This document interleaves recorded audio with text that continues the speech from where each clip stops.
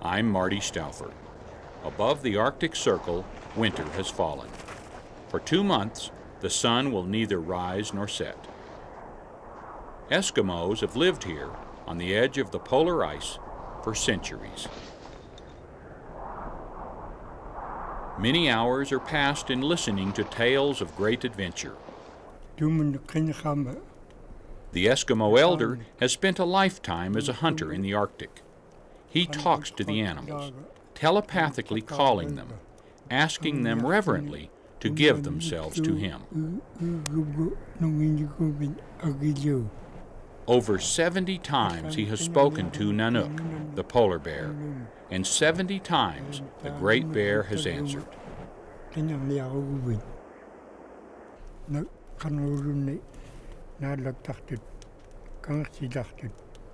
From Nanook, the people learned how to stalk the seal and the walrus.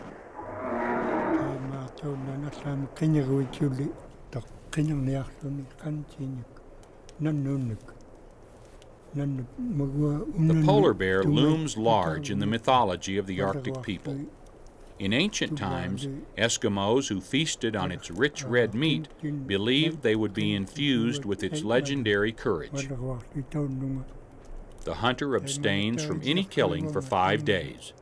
This allows the bear's spirit to leave her body and return in the form of a newborn bear, a new queen of the ice.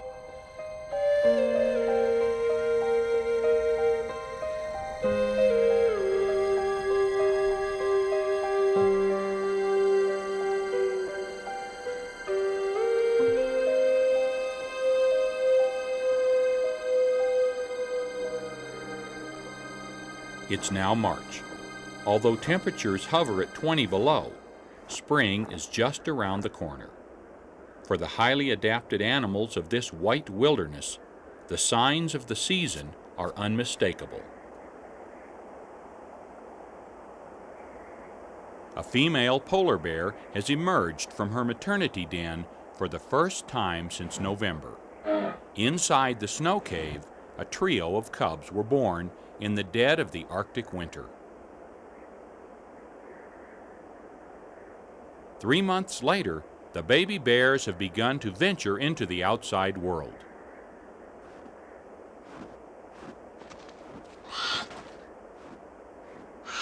At birth, the cubs were blind and deaf, and small almost beyond belief. They weighed about 1 pound. Within a month, they quadrupled their size, nourished on milk that is not only the richest among bears, but 10 times higher in fat and protein than a human's. Now the 2 larger cubs weigh around 20 pounds, but their tiny sibling is what polar bear experts call an underbear. In a harsh land, this little one has almost no chance to survive.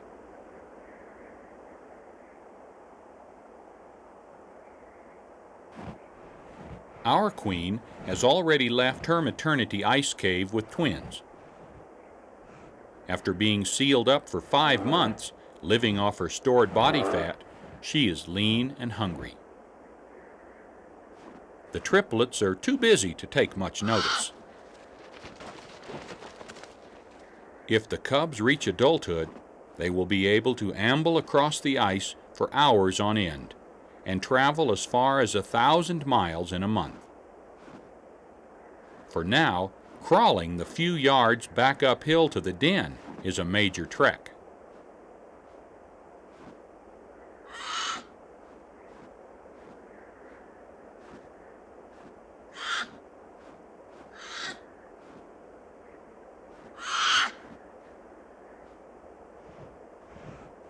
Eskimos call a bear cub that has left the den Atertak, one who goes to the sea. And that's just where our queen intends to take her twins, her young prince and princess. Within 3 days, the triplets will be forced to abandon the only home they've ever known. They'll also follow their mother to the kingdom of the pack ice.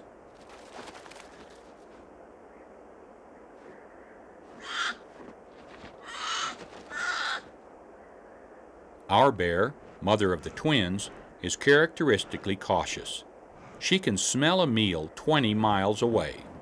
The scent of other bears within a half mile must be overpowering.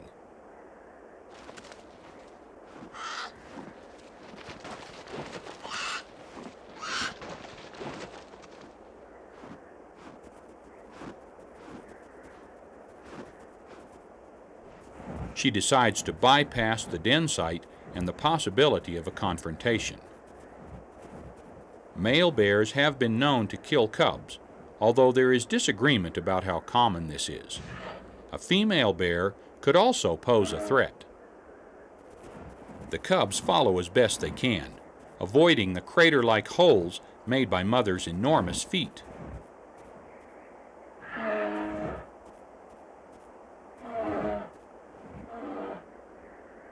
In the finely spun web of polar life, the cubs' arrival on the ice coincides with the birth of baby seals. The white-coated seal pups are a polar bear delicacy. The queen has lost about half her body weight since last autumn, and she is ready to eat.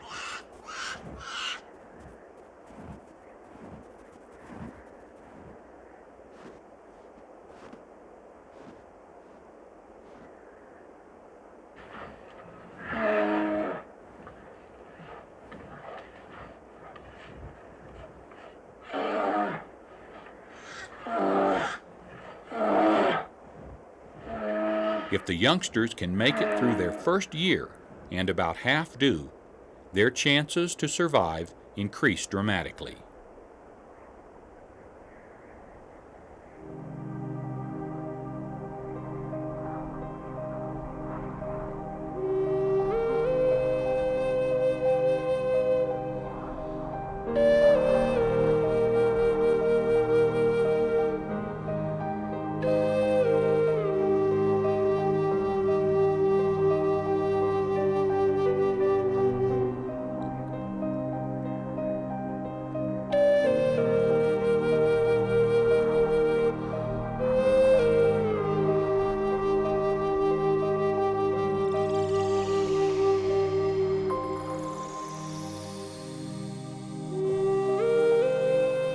It's May, and endless shades of white contrast with an intense blue sky.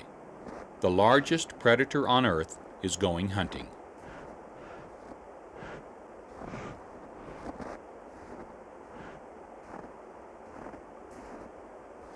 She leaves her cubs close by, in the safety of an ice playpen.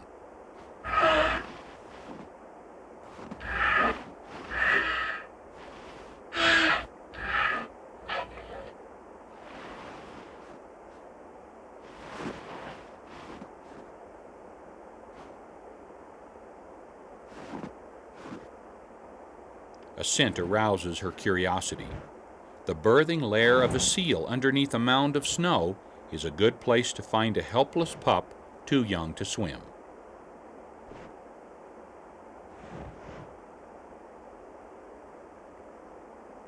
But the season for whitecoats has passed, and this is no seal pup. Like the bear, an ermine is also out hunting. Defying the odds, it takes the offensive. Not a wise move on the part of this frisky 4-ounce hors d'oeuvre.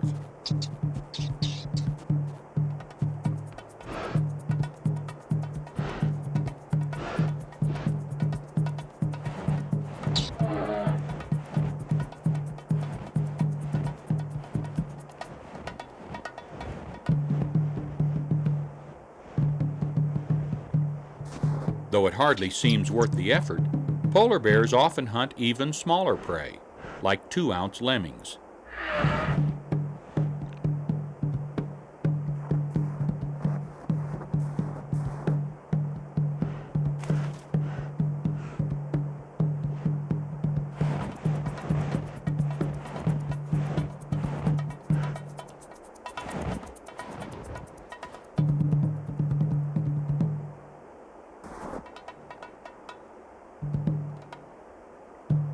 Score 1 for the weasel.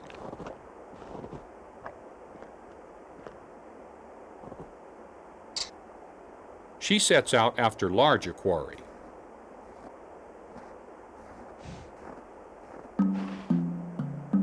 Her cubs have grown into 40-pound balls of energy, too noisy and uncoordinated just yet for the hunt. They seem interested in only one thing: fun.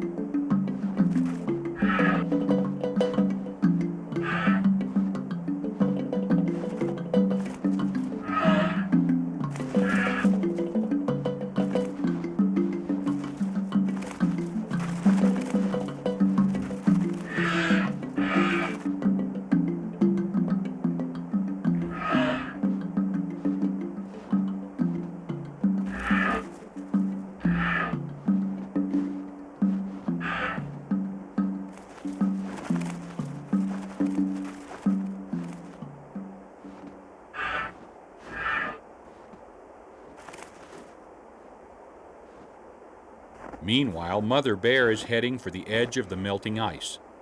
As the pack splits, ice rafts are created where bearded seals congregate. The odor from their breath and their bodies is something even a dull-nosed human can smell at a distance. To a polar bear, it must be like following a familiar, well-marked street. The female submerges for an underwater approach to the edge of an ice pan. Eskimos believe that a seal is doomed if it lets a polar bear get within 50 feet. With cat-like quickness, a bear kills its prey, using a powerful paw like a sledgehammer.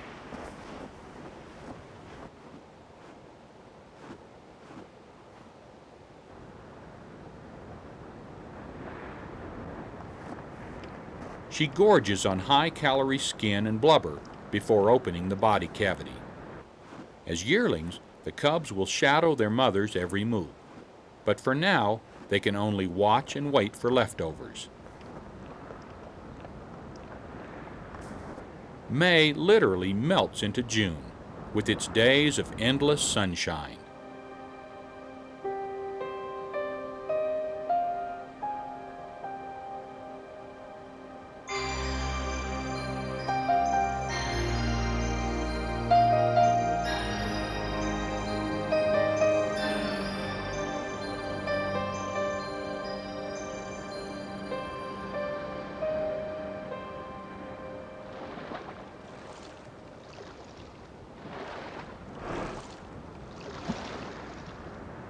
The cubs are playful and curious, traits that are highly developed in intelligent animals like bears.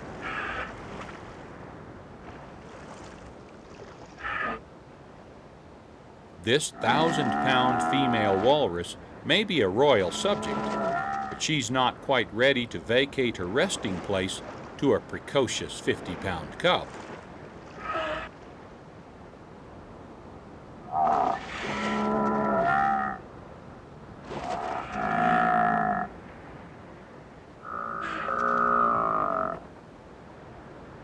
Before baby bear gets into real trouble, mama bear comes to the rescue.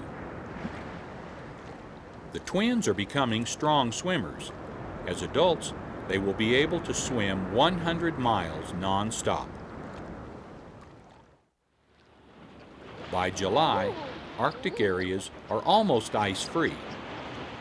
Even eider ducks are fair game for polar bears now, as the birds congregate along the rocky coast.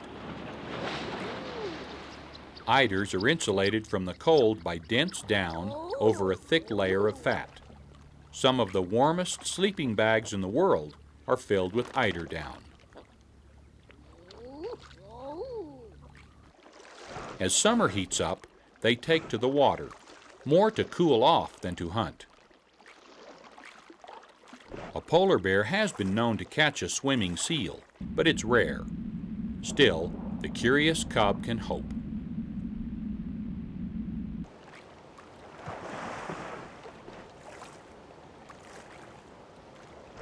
Every so often, the female takes a look below. Polar bears can dive to depths of 30 feet to hunt for prey. Movement attracts her attention. Closer inspection reveals the ghoulish face of a 6-foot-long wolffish. Formidable tusk-like teeth and powerful jaws for feeding on shellfish seem to discourage the hungry bear.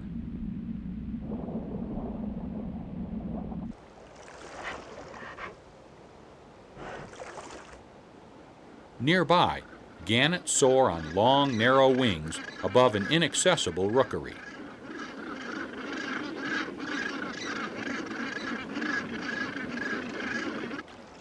While patrolling the shoreline for food, our matriarch keeps a sharp eye on her playful offspring.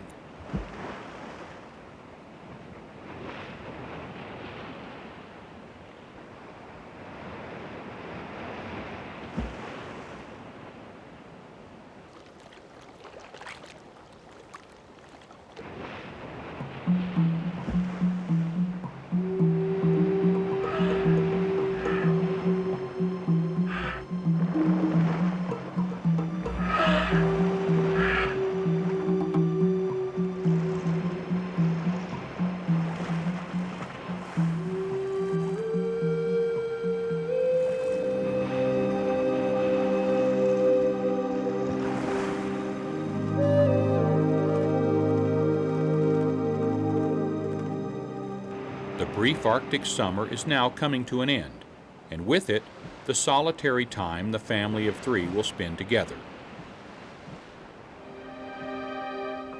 It's October, and ice will soon form. The royal family is traveling to a point that juts out into the water where the ice forms first.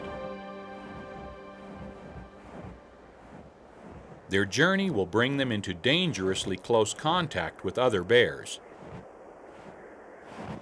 Big males stalk the point.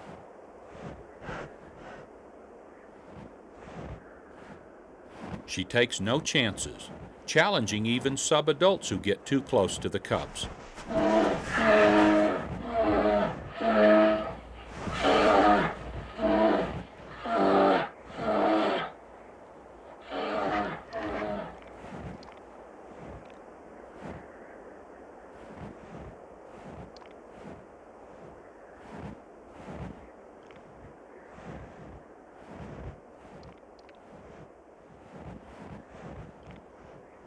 The bears have eaten very little in the past few months.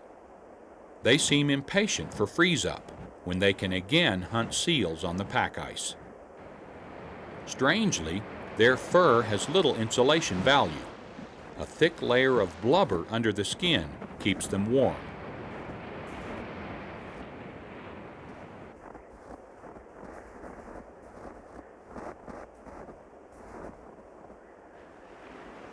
Even so, they fastidiously dry and groom their short coats by rolling on the ice.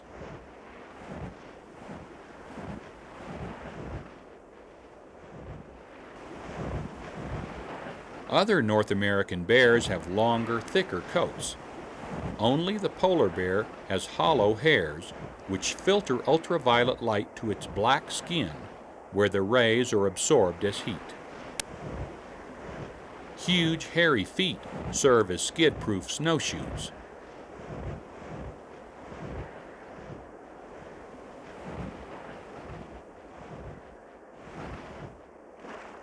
The bears make daily treks to the sea, checking on the progress of the polar pack.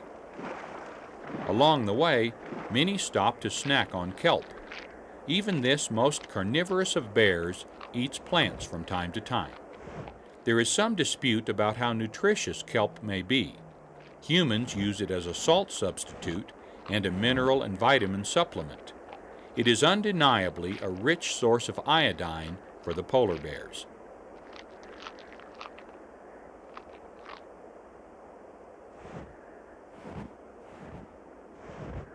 The ever-present Arctic foxes follow. The wading bears dig beds in the snow to protect themselves from 100-mile-per-hour winds which batter the Cape.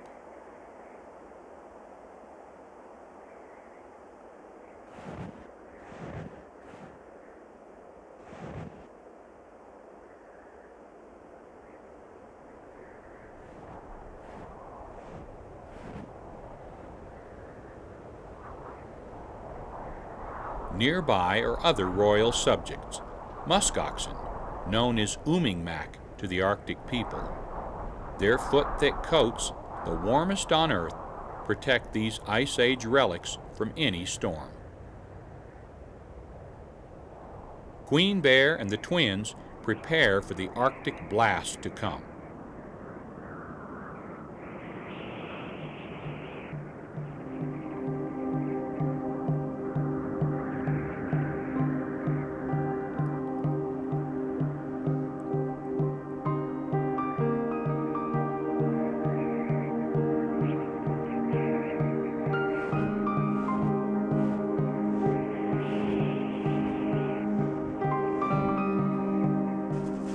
Although it is rare for polar bears to kill muskoxen, the herd takes no chances.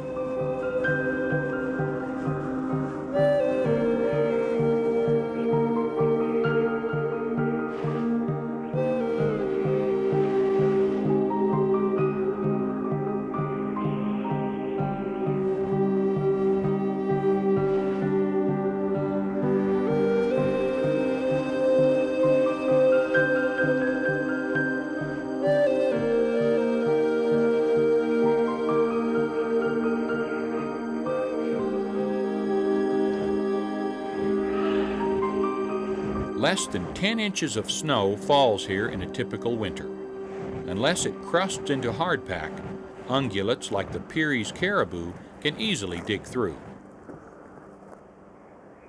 Meanwhile, bears take turns testing the thickness of the ice.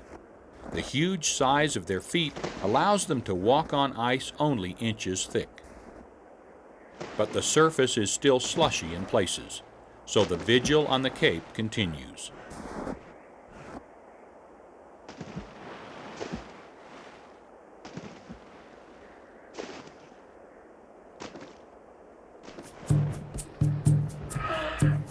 Once thought to be unsociable nomads of the ice, polar bears are now known to enjoy each other's company. Sometimes the same two bears will pair up in autumn, year after year.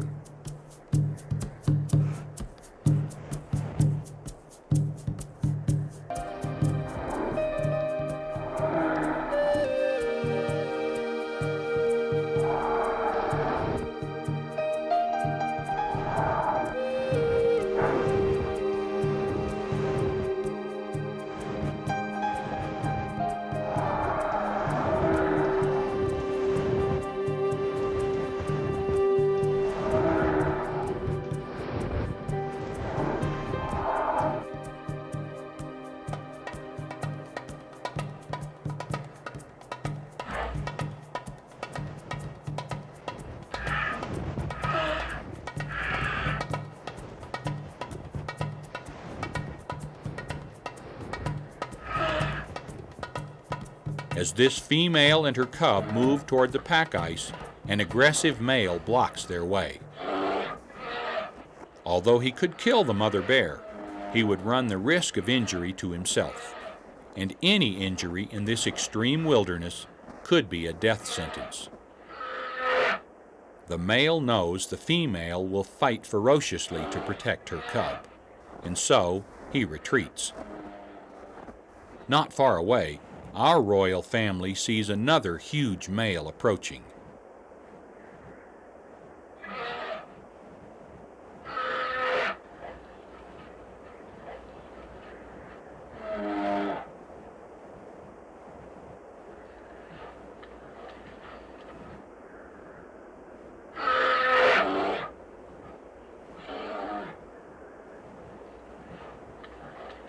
The obedient cubs watch and store this learning experience in their memory banks.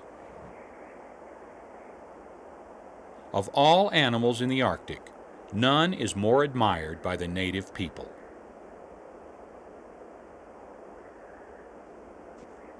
To appease the soul of a slain bear, they place its skull on the ice with its eyes facing inland. To do so ensures that its honored spirit will escape to find a home in a white bear yet unborn.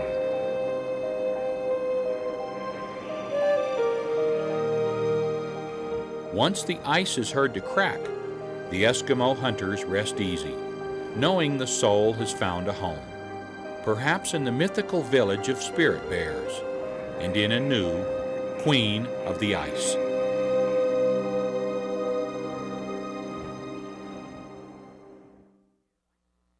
In recent years, thousands of people have spent millions of dollars visiting polar bears in their Arctic home.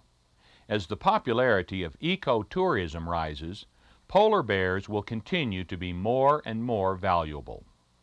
I hope we can always trek to the frozen north and experience the thrill of seeing the ultimate example of motherly devotion, the Queen of the Ice. I'm Marty Stouffer. Until next time, enjoy our wild America.